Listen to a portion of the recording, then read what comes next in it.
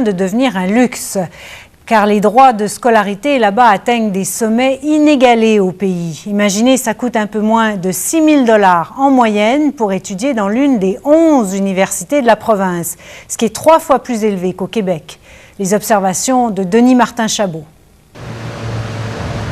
Michael Justel de Montréal a choisi d'étudier la gestion à l'Université Dalhousie, qui offre un des meilleurs programmes au pays. Et ici, ils ont un programme assez différent pour justifier venir ici.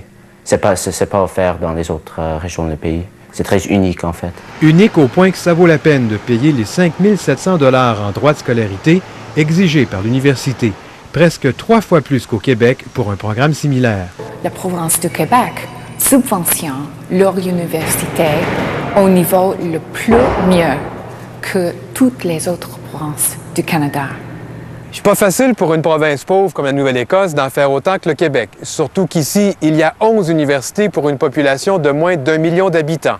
Résultat, les droits de scolarité ont plus que doublé en 10 ans, ce qui inclut une hausse de 7 % cette année seulement. L'université dit qu'elle n'a pas le choix, sinon cela affecterait la qualité de l'éducation offerte. Les étudiants emménagent ces jours-ci en prévision de la rentrée. Et en Nouvelle-Écosse, cela veut dire composer avec le coût de la vie très élevé et une crise du logement.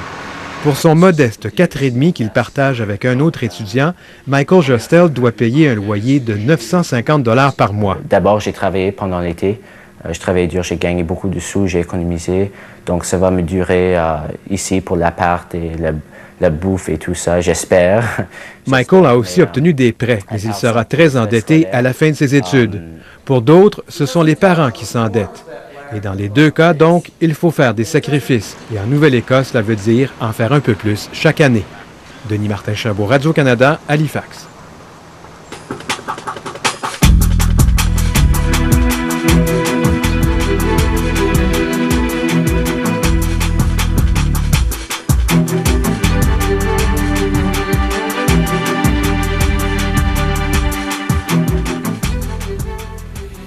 Quand on parle d'énergie dans la